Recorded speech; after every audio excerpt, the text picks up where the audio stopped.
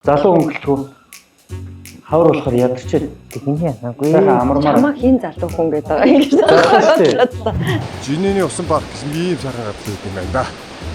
Одоо 12 сарын 22 яг эсгэлж байгаа өдөр ийм гоё юм шүү дээ. Аялал жуулчлал утгаараа хөгжиж байна да. Гэтэ 12 сард халуун саунд орох бас гоё байсан шүү дээ. Тэгэл гарч ирэл усан парктай жоохон тавлаа.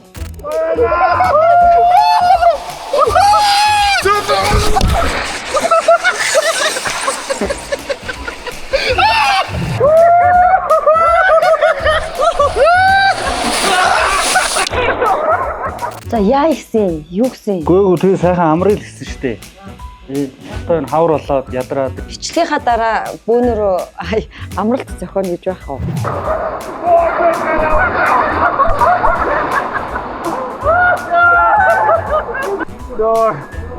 Ямар байсан? Nice. So nice байна. Хамгийн гоё байсан. тэгэл ер нь бол нэг уулын захад гоё барьчихсан тий. Тэгээд яг ороход ч гэсэн хідүүлэхний орсон учраас их гоё байсан гэж ярьж байлаа. Хөнгөн үеэр тий. Тэг хөнгөн үеэр таарсан. Өчтөр тэрийг үзэж байгаад би бодлоо. Манайхаа. Яг тэ нөгөө уг нь бол 22 онд мөн 23 онд ч манайх ч уг нь усан паркт олцохоор байсан биз дээ. Тэгээ нөгөө усан парк маань сүүлдээ орон сууцны барилга болоод дууссан. Үер болоод асуудал болж байгаа үед бид нар бол усан парка барьдгаараа барина 2026 онд баригдана гэдгсэн. Тэгээ 2026 ч ирэх жил болно. Усан паркийг нэг жилийн дотор барьж амжих уу? Хуурт чандгүй ч юм уу? Эсвэл хууртаа зурсан ард түмэн юм шүү. Сэтгүүлч болоод анзаараад яг ингээ ард түмэнтэй адилхан бас ингээ гордоод явсан 2 3 газар байгаа. Нэг нь болохоор одоо яг Тэнгис кино театрын тэнд Эмэн Тауэр баригдсан. Тэнд одоо танаа сандаг бол маш том усан оргилоор барина гэдэг нэг юм гой зурагтай. Тийш. Тэгээд тийш. Тэгээд нөгөө барилга баригдаж байгаад нэг хүн одоо хүүхд дарагдлаа гэд тэгээ ингэжээд эн чинь одоо Эмэн Тауэр болцсон байхгүй. Тэгээд тэнд ямар ч усан оргилоор байхгүй бүр хүмүүс ингээ мартчихтiin байна. Тэгээ тэрийг бол барьсан компани Eco Construction компани. Дараагийн бидний айгүй хууртаж ханаагүй зүйл нь бол яг энэ хотын төвд одоо MCAC-ийн офис болсон Central Tower. Энэ Central Tower-ыг Шангрила барих гэж за тэгээд дотроо бас гоё усан оргилууртай. Тэгээ ингээд айгүй том барилга баригдгийг бид харсан. Тэгсэн чинь тэр нь Central Tower болоо Шангрила нь өөр газар баригдаад бас нөгөө усан оргилуур нөгөө ийм одоо ногоон байгууламжинд байх болж байна л да. Одоо MCAC өвчс байх болсон шүү дээ. Тэгээ гурав дахь нь болохоор одоо биднэрт бүр усан парк барьж өгнө гээд одоо дунд голыг ингэж хашаад тэгээ өнөөдөр бид нэр тэнд Aqua Garden гэдэг харин бүр нэрийг ашигласан ийм орон сууцны хороолтой болоод байгаа мó гэж зүгээр би л зүгээр боддог байхгүй. Тэгэхээр ингээд айгүй нийслэлийн иргэд ингээд хуурцчдаг. Тэгээд хариуцлага бусаад нэгтгүүн болов. Үйлдвэрчний эвлэлийн соёлын төв орд ингээд байдаг штэ. Баруун дөрвөн замын. За тэрний чинь зүүн талд уул нь бүр усан бассейнтэй юм усан оргилуур байдаг байсан штэ. Жишээ нь тэрэн дээр ингээд майхны худалдаа гэж ингэж байлгаж ирсэн. Гинт тавар барьсан тий 15 давхар тэгснээ 2017 онд метротоо болно гэж тэгсэн чинь бид нар бөөнөрөө амар гоё хүлээгээл байхгүй 20 онд гэр хорооллоосоо сална гэсэн одоо гэр хорооллоосоо огт салаагүй гэр хороол улам тэлээд бүр ингээд уул дамнаад алга болсон. За яг хуу ингээд усан парк дээр яриг ингүүт Монголоос жилд хитэн ч хүмүүс хүүхдээ аваад жинийн хөхөт бээж ингээд усан паркт тоглохгоо явж байгаа. Хар хонороо бид нар валюта өгтлөө хөдөлмөрсөн цалингаа аваад хятадд аваашиж мөнгөө тушаагаад хүүхдээ амруулаад ирж байна. Хэрвээ олигтой хотын дарга байвал тэр иргэдийнхаа хүүхдээ амраах гэж тэр мөнгийг Улаанбаатар хотынхаа эдийн засаг шингээгээд тэр усан паркийг бариад явах хэрэгтэй гэдэг зүгээр тийм харагдаж байгаа. Зүгээр яг энгийн нэг юм ярихад бид гуруулаа хүүхдээ хүмүүстэй хүүхдээ аваад ингээ гоё шорлог шараад идэ гэхэд тэгэхэд бидэрт амраад суух тийм талбай орон зай байхгүй. Гэтэл ямар ч одоо хотод ард иргэд нь хүний амжиргаа янз бүр шүү дээ. National паркуудтай тийм мөнгөгүй янз бүрийн хүмүүс байдаг учраас гол дагуу очоод одоо ингээ махан авч очоод шарах зарим хүн туслангүйч байгаа тийм. Тэгэхээр ингээ агаарт гарах боломжийг хангаж өгд юм байна л да. Хот өөрийнхөө хийх ёстой стандартын маш том юм одоо ингээ хийх боломж хайсан л гэж би зүгээр харж байгаа. Aqua Garden явахаа өмнө бодсон бодол. тэгээд хэдүүлээ яа л да. Одоо хэдүүлээ очиж үзчихэд те эн чинь бас нөгөө улсын комиссын хүлээж авсан юм уугүй юу? Ядаж чинь нөгөө хүмүүс нь оруулах хэсгийг сайн мэдэхгүй нэ. Ороод хэдүүлээ танилцах боломж олдох юм бол ямар шохон байр баригдаж байгаа юм. Нэгдэж үзье те. Хэрвээ тэрнгээр нь барилгын инженер байдаг бол те энэ нөгөө нэг усны халаа малаа янз бүрийн юм үер ус болох юм бол яаж хамгаалах чаа энэ хотны ирж байгаа энэ шаардлагуудыг яаж хүлээж авч байгаа ч гэх юм уу тийм тайлбарууд өгөх болов гэж найдаж чинь те.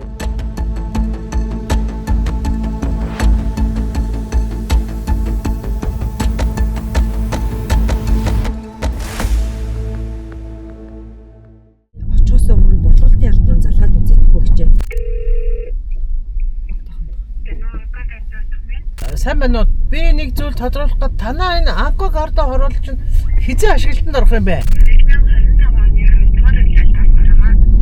Одоо энэ 6 сартаа багтаана гэсэн үг юм байна тий. Зөвшөөрөл яасан буулгана гэдсэн болчих юм уу? Манай дээр альбан шүүгийн шийдвэр авах гараагүй байгаа. Ер нь л үйл ажиллагаа хэмээ өргөж байгаа. За метр квадрат нь ямар үнэтэй? Дахиад шалгалаад 500 6 сая 400. 6 сая 400 одоо хэдэн давхралтай хаашаа харсан цогтой гэсэн үг үү? хамгийн дээд тастай 24 тастай. Танах чи хичнээн айлын орон сууц лээ. Тэгтээ 1-2 дугаар эйт нийсээ 1000-аад байлаа. Хоёр өрөөгөө нийсээ цөөхөн л үстэн байна. За загварын байр гэж байдаг юм уу? Ягаад та манай бэлтгэн талбай дээр очиод загварын байр үзэх гэсэн юм ороод үзчихлээ. За баярлалаа.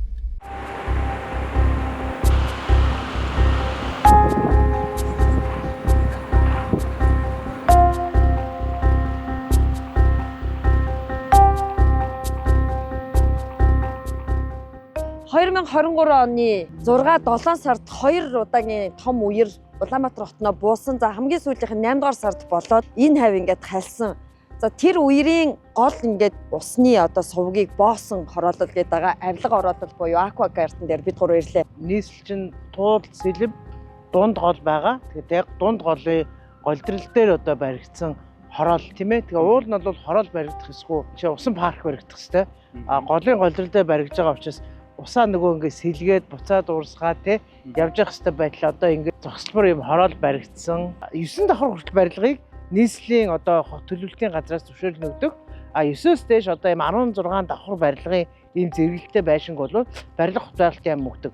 Тэгэхээр энэ барилгын одоо газар болон орон сууцны зөвшөөрлийг өөрөөр хэлбэл барилга хот байгуулалтын яамны хүсэлтээр тийм ээ өөрчлөгдсөн гэж бас ойлгож байна. 22 онд чинь барилгын сайдаар хий ажилласан. За Мөнхбаатар гэдэг сайд бол энийг өөрчилсөн. Та энэ ажилт нь баха. Энэ ажилтан ч орыг гинэ аха. Гэхдээ намайг биш ээ. Энэ машинд өнөө оруулах юм уу?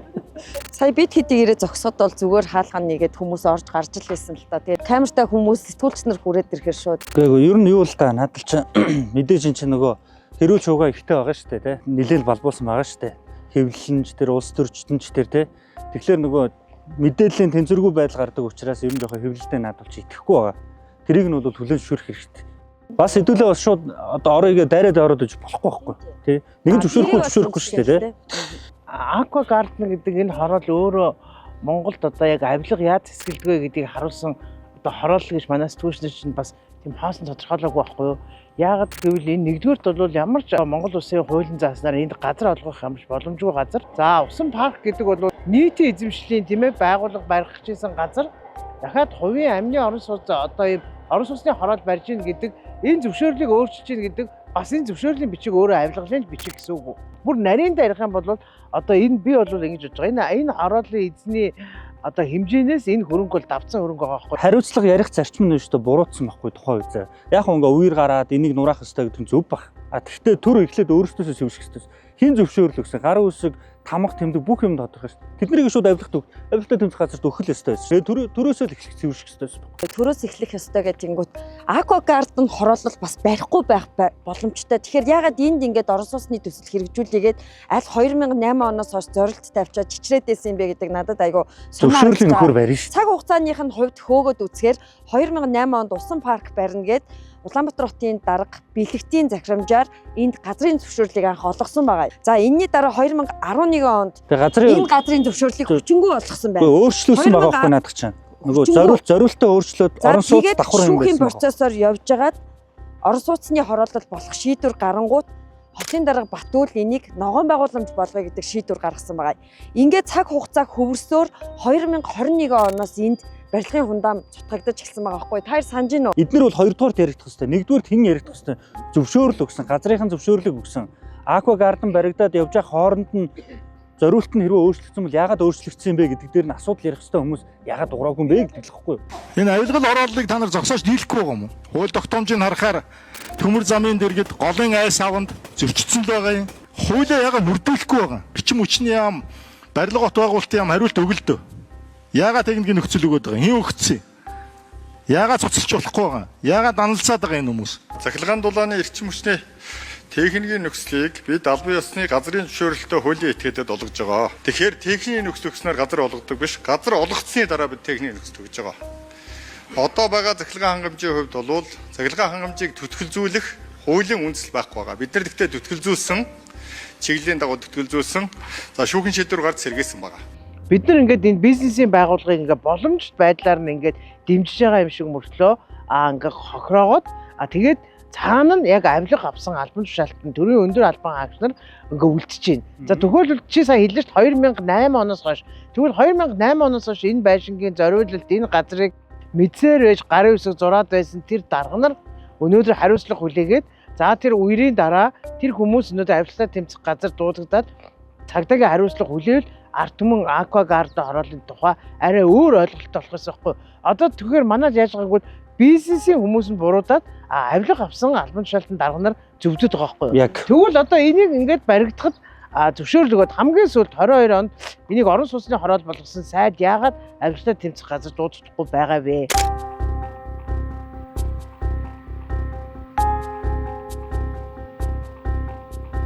Байгаль байршил хоёрд нь барилгын компанид анхаарал татаад байгаа шиг байгаа тийм энэ гол мөрөнд ширэгдэггүй юм байна л да. Ингээ ундрагаараа ингээ доороо байгаа гараад ирдэг.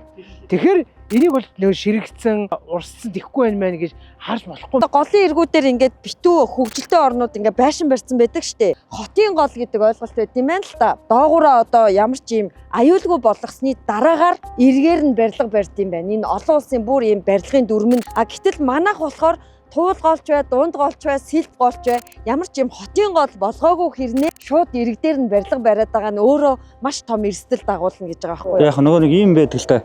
Стандарт гэдэг чинь нөгөө харьцангуй ойлголт. Ямар ч аюулгүйгээр үерийн урсцад орохгүйгээр тэр стандартыг гаргачих юм бол далаа дотор ч байшин барьж болгоны жишээг бид нар олон улсын жишээс харж болж байгаа шүү дээ, тийм. Технологийнхаа хөгжил дэвшил нийцүүлээд стандартыг өөрчилж явах хэрэгтэй. Манайд гол нь тэгж чадахгүй л байгаа нь асуудал. Дунд гол ингээд хавар болцсон. За ингээд хайлмагцсан биш. Тэгээ ингээд тусны шууд ирсэн. Тэгээ шаврын дунд ингээд хогон дунд ингээд явж байгаа байхгүй юу? Бид нар ядаж тийм бидсээ энэ усны шуудаа ч гэсэн ингээд сайхан ингээд орчинд ингээд байлгаа голынхаа хог шороог цэвэрлээ тий. Усны шуудын тав тухтай амьдрах ямаа одоо бид нар гэхдээ биш энэ хот учраас бид нар бас гоё болгомоор л байгаа эсэ. Би болохоор энэ аквагарданд одоо ингээд 20 30 жил 50 жил амьдрах хүмүүсийг өрөвдөд байгаа байхгүй юу? Юу ч болж болно шүү дээ. Би энэ хүмүүсийг бас өрөвж जैन. Гэхдээ би шувуу бас өрөвдөж जैन. Тэгээ зүгээр Бээжинд хүртэл ингээд очиход шууд нь гоё ингээд явж ирсэн чинь манай хотын нийт Улаанбаатарын шууд тийм үстэй хогон дунд голын ингээд шалбаагийн дунд амар халтар шуу явж байгаа байхгүй яаж өнгөлөг болгоё л гэж бодлоо л та би. За уучлаарай шуудаа гэж. Ингэж амьдруулж чад уучлаарай. Усны газар чи 25 биз дээ. 25 байдаг хэвээр үздэг чи. Ингээд иргэдэн төрдөө итгэх итгэлгүй болох алхам, үйлдэл, цаг хугацаа ийм юмыг өдрөөс өдөрт нэмсээр л ах юм. Тэгээ бас энэ аквагарден чинь нөхөө за хар ухаанаар ярил айгүй том арт талтай хороол байгаа байхгүй юу. За хэрвээ одоо Бат шиг Дагимад тэгш жаргал 3 аквагарден шиг хороол барьсан бол нөгөө эс аутлет шиг бууцсан байгаа. Одоо би шүүх хурлыг хүлээж байгаа гэдгийг олонтаа хэлсэн. Энэ аквагардны урдлын 2 блокийг нурааж болно гэдэг шийдвэр гаргах гармагц бид нураахад бэлэн байна.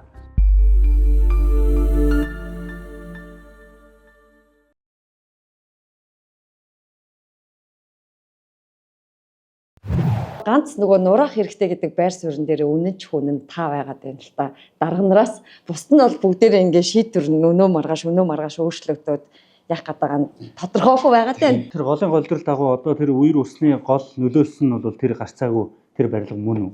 Нэгт. Хоёр дахь гэвэл тэнд барилга барьснараа нийслэлчүүд за тэрнээс улбаасан олон айл өрхийн аж амьдралд амь насанд занал хийсэн тэр мөн үү? Гол дотор байж байгаа чулуу мөлийсэнд гол буруутай юу чулуу өөрөө буруутай. Гоё асуулт те мэдээж яаж нөгөө философи утгаар нь яг тэр юм шиг ганцхан чулуу хэрвээ байсан бол ганцаараа буруугүй. Харин олон чулуу нийлээ суучгаараа өөрсдийнх нь чулууных нь буруу болоод мөлийсэн ч гэсэн урсгалыг хаагаад байна л. Тэгэхээр ерөөсөө бид нар голын эрэг дагуу барьсан бүх байшингууд бүгдээрээ буруутай. Нэгдүгээр асуултаа яриа. Хоёрдугаар асуултын хариулт нь ямар аюул учруулад байна гэдгийг 2023 оны 8 сарын эхлэл 7 сарын дундуур болсон үеүүд бүгдээрээ харуулсан. Энэ өөрөө аюул шүү дээ.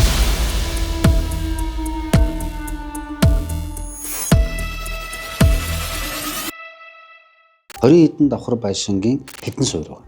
Тэр суурууд нь хөлтөн, гиснэ, ус орж ирнэ.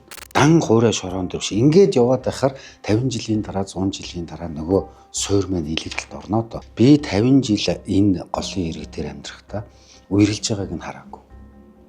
Тасарч байгааг нь хараагүй. Яагаад үерэлдэггүй тасардаггүй байсан бэ гэхээр долоон буудал гэж бидний ярьдгаас дээшээ голын эрэг дагуу 200-аас 300 метрийн өргөнтэй хоёр талд нь зарим газар 500 м хүртэл өргөж дургасдаг хөндөй дүүргсэн том намаг байдаг байсан. Тэр намаг нь үер болох гээд ирвэл усыг өөртөө шингээгээд үерээс нь хамгаалчин хатах гад байвал өөрөө хатаад гол руу гогод өөрөө хэлбэл дунд голын болоос хэлб голын ус хязээж өөрчлөгддөггүй байнга урсдаг. Гэтэл 2005-6 оноос эхлээд бүр гуайлан гэдэг юм уу том мод шааж агаад нөгөө буюу зориудын муухай үг нь хэлж байгаа шүү. Газар ингээд дараалаад мод зооцсон байж агаад нөгөө модоо авах замаар намгийг хатаагаад тэгээ байшин барьсан. Байшин гууд барьсан. Тэр байшинд хэр зэрэг үнцэнтэй. Эдийн засгийн хувьд болоод. Гэтэл тэр байшингуудынх нь гайг ин гэдэг юм уу ач тусыг нь 20 жилийн дараа 23 оны үеэр харж байгаа. Тэр дээшээ хичнээн олон байшингууд усанд авчихсан. Нөгөө үерэлдэггүй байсан гол маань үерэлдэг болсон. Тэр нь тасардаг болсон. Өөрөөр хэлбэл тэр чин цаанаасаа нэг тогтоц бүтэц систем байсан бол тэрийг өөрчлөөс. Одоо жишээлбэл энэ манай нийслэлийн эхний гаргаж байгаа нийслэлийн 20-40 гэдэг юуны зургууд байж. Туул голын усан сангал төлөөлж байгаа бол туул голын ус. Тэгвэл энд сэлб гол орж ирж байна. Тэгвэл сэлб голын энд нэг гэд 3 4 5 усан сан үүсгчвэл нөгөө намгийн үргийг гүйцэтгэх байхгүй. Хэрвээ их ус үрээд ирвэл тэр усан сан маань дүүрээд байна. Бороо орохгүй юу яагаад гэвэл нөгөө усан сангийн маань ус сэлб болоод ижээгээд тэрнээс доошоо нөгөө гол маань яг чигээр явна гэсэн. Дэлхийн маш олон хотууд за дээрэс нь одоо Италийн Венец ч гэдэг юм уу те усан дээр ингээд барилга барьсан байхад Монголд яхаараа болдгоо ингээд асуултыг яг хүмүүс гаргаж ирээд байсан шүү дээ. Тэгэхээр хотод зориулж голыг яг хийж штэ те. Хийснийхаа дараа байгалийн гол биш болгочихж байгаа байхгүй. Тэрийг хотын гол гэж нэрлэе. Дунай мөрний доотлолт нь 7 м орчим гүн байдаг. Гүнзгийнх нь тэр чигээр нь цэмдэлсэн байна. Доогуур нь метро явж байгаа. Тэгэхээр нөгөө ингээд ёроолоос нь салгаад байгалаас нь салгацсан учраас тэнд ямар ч асуудал байхгүй. 1850-ад оноос эхлээд Будапешт хотын орчимд Дунай мөрнийг цэгцлэх ажил, үерийн хамгаалалт гэж хэлээд саяын юм хийцэн гэсэн. Тэгэхээр бид нар байгалийн голыг нь өөрчлөөд ямар нэгэн асуудалгүй болгочоод хамгийн гол юм нь дээдэлтэй юутай байх хэрэгтэй.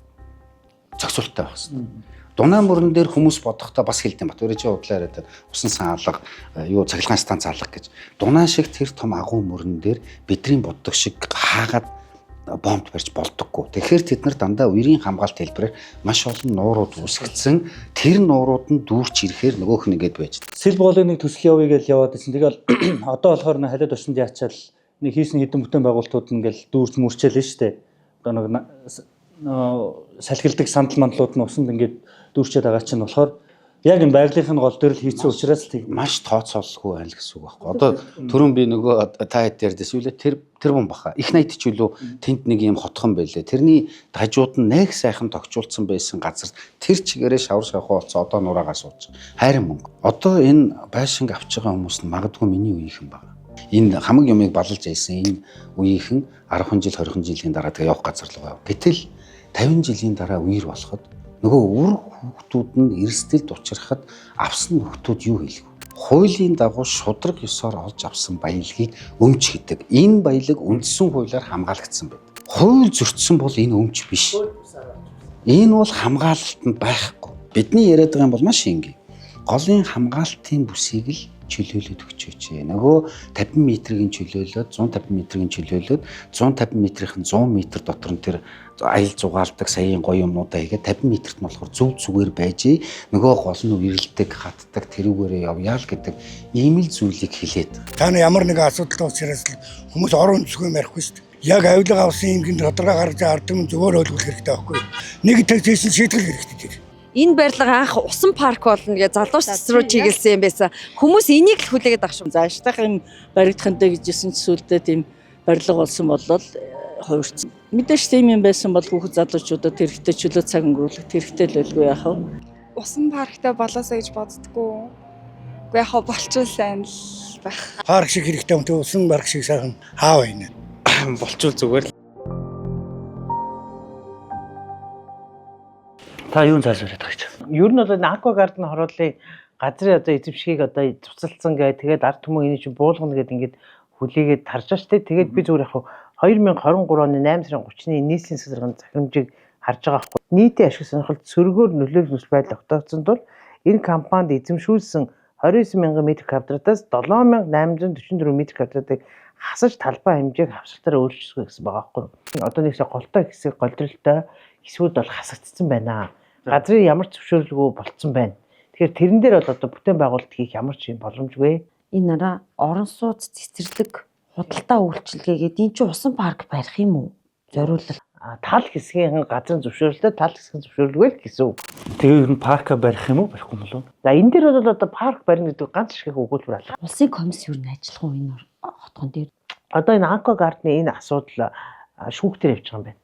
Нийслэлийн засгийн хамгааллын газар бол бүх материалаа бүрдүүлээд шүүхт бол өгсөн гэж байгаа. Яагаад одоо шүүхийн процесс удаж байгаа вэ гэдэг дээр бол тухайн компани хохирлын асуудал одоо яригдана. Ийм асуудал одоо байх гэж би харж байгаа. Миний зүгээр яг өнөөдөр та хоёртай хамт яваад ингээ явж исэн гол зорилго бол нийслэлийн хүүхэд багчуу залуучуудын амрах чөлөө цагаа одоо өнгөрөх газар байх хэрэгтэй гэдэг зүгээр усан парк гэдгийг хүмүүс ингээд нөгөө аялал аялал зугаалгын ингээд төв гэж хардаг. Нөгөө ус чин маш том эмчилгээ хийм байна. Энэ настай хүмүүс, хүүхдүүд ингээд бие бэлтрийн хувьд Улаанбаатар хотын иргэд энэ компаниудаас нийгмийн хариуцлагын хүрээнд усан паркаа нэхий, усан оргилуураа нэхий тэр ногоон байгууламжаа нэхий гол нь нэхмээр байгаа байхгүй юу? Тэгээ мартчихад шүү дээ. Одоо аквагардны 2 өрөө байр 320 сая, 4 өрөө байр нь 680 сая юм байна. 500 сая төгрөгөөр мянган байр гээд тооцтой таяр 25 тэрбум зүгээр 50 айлын байрны мөнгө байгаа байхгүй юу?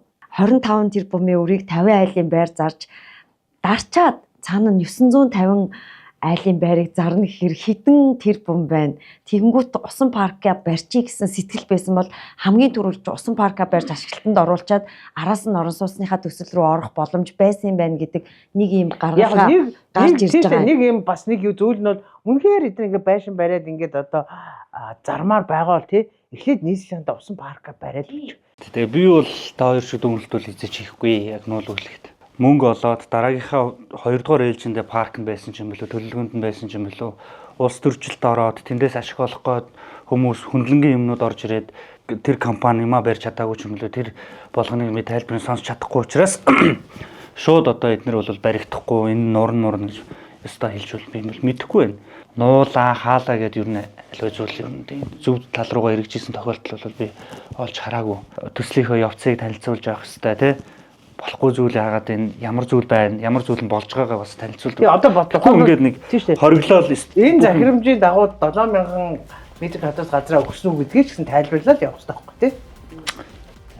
Одоо ч дахиж асууя тий. За дахиад шинээр манай контентын дугаарыг үзэж байгаа хүмүүс ах юм бол манай Vigo пэйж утсан дээр лайк фоллоу дараарай. Малчин телевизээр бас бид эфирийг хүргэж эхэлсэн байгаа. Өнөөдрийн дугаарт хамт байсанд баярлалаа. Мэдээлэл хэд 3 өрөг байлаа. Дүгнэлт хийх хэрэг та нарт байгаа шүү.